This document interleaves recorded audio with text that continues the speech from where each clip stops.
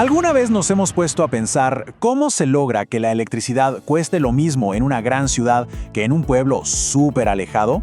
Suena complicadísimo, ¿verdad? Sobre todo porque cada compañía eléctrica compra su energía a precios pero muy distintos. Bueno, pues resulta que Perú encontró una solución bastante ingeniosa para esto. Vamos a ver de qué se trata. Ok, esta es nuestra ruta de hoy. Primero, vamos a entender el rompecabezas de los precios. Luego, veremos la solución que crearon, cómo fue mejorando con el tiempo, el gran salto a lo digital y finalmente, qué impacto tuvo todo este sistema. Todo arranca con un problema que parece simple, pero no lo es. No todas las distribuidoras de electricidad pagan lo mismo por la energía que después nos venden. Algunas tienen contratos súper baratos, mientras que otras, pagan mucho más. Esto crea un desbalance, una injusticia, que al final del día podría afectar el bolsillo del consumidor. Y esa fue justamente la gran pregunta. A mediados de la década de los 2000, el regulador energético de Perú, o Sinergemín, se tomó este desafío muy en serio. La meta era simple en papel, pero súper ambiciosa: lograr que el precio base de la energía fuera exactamente el mismo para todos los clientes regulados del país, sin importar dónde estuvieran. A ver, la primera pieza de esta solución fue crear algo llamado precio a nivel generación. Pensemos en esto como el precio oficial de la energía para todo el país. Y ojo, no se basa en el contrato más barato ni en el más caro, sino en un promedio de todos los contratos que existen. Así se llega a un precio de referencia que se considera justo. Ok, pero ¿cómo hacemos para que todos lleguen a ese precio único si cada uno parte de costos diferentes? Aquí viene la parte más ingeniosa de todo el sistema, el mecanismo de compensación. Dicho de forma sencilla, es como crear un fondo común. Las empresas que consiguen energía barata ponen dinero y las que la tienen más cara reciben dinero. De esa forma se nivela la cancha para todos. El primer gran paso se dio en 2007. Fue ahí cuando se publicó la norma que puso los cimientos de este sistema de precios, que para la época era bastante revolucionario.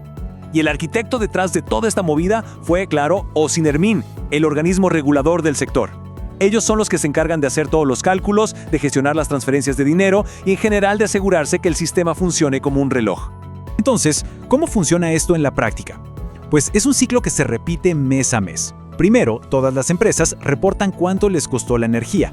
Con esa data, Sinermín saca el precio promedio nacional. Las que compraron por debajo de ese promedio aportan dinero al fondo, y las que compraron por encima reciben dinero de ese mismo fondo. Al final, el costo base de la energía se equilibra para todos. Simple, ¿no? Pero súper efectivo. Pero claro, una idea tan innovadora no iba a ser perfecta de la noche a la mañana. Con el tiempo, se dieron cuenta de que la fórmula matemática necesitaba algunos ajustes para ser todavía más justa y, sobre todo, más predecible. Este sistema nunca se quedó quieto, siempre estuvo evolucionando. Apenas un año después de su creación, en 2008, ya se estaba refinando el cálculo. En 2009 llegó la gran revolución digital. Y para 2013, la cantidad de datos que se pedían ya era de un nivel de detalle impresionante. Y lo más interesante es que estos cambios no fueron porque algo estuviera fallando. La propia resolución de 2008 lo dice. Fue el mismo regulador el que, analizando cómo funcionaba todo, dijo: oye, podemos mejorar esto. Eso es regulación inteligente en acción, aprender y adaptarse sobre la marcha. El gran cambio de 2008 fue hacer la fórmula un poquito vidente, por así decirlo. En lugar de solo mirar los precios del pasado, empezó a tomar en cuenta cómo iban a evolucionar los contratos en el futuro. Esto le dio muchísima más estabilidad al sistema. Además, se afinaron otros cálculos y se aseguró una transición suave para no generar cambios bruscos. Y entonces en 2009 llegó la verdadera revolución. El sistema le dijo adiós al papel para siempre. Y esta transición a una plataforma digital no fue solo una modernización, cambió por completo las reglas del juego. Para entender la dimensión del cambio, solo hay que ver esto: el viejo formato Comp 1. Las empresas tenían que llenar este papel a mano.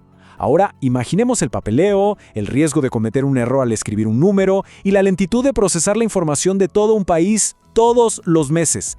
Era una locura. La meta de la digitalización era clarísima, y la norma de 2009 lo dejaba escrito. Querían un proceso más eficiente y más confiable. Se trataba de ahorrar tiempo y recursos, no solo para las empresas, sino para el mismo regulador.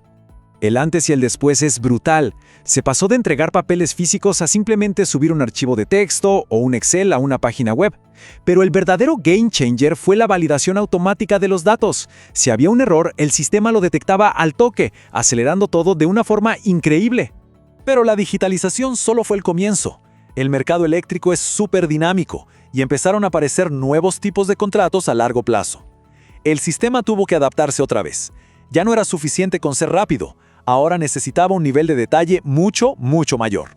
Y fíjense en esto, para 2013 la cantidad de datos que se pedían se disparó.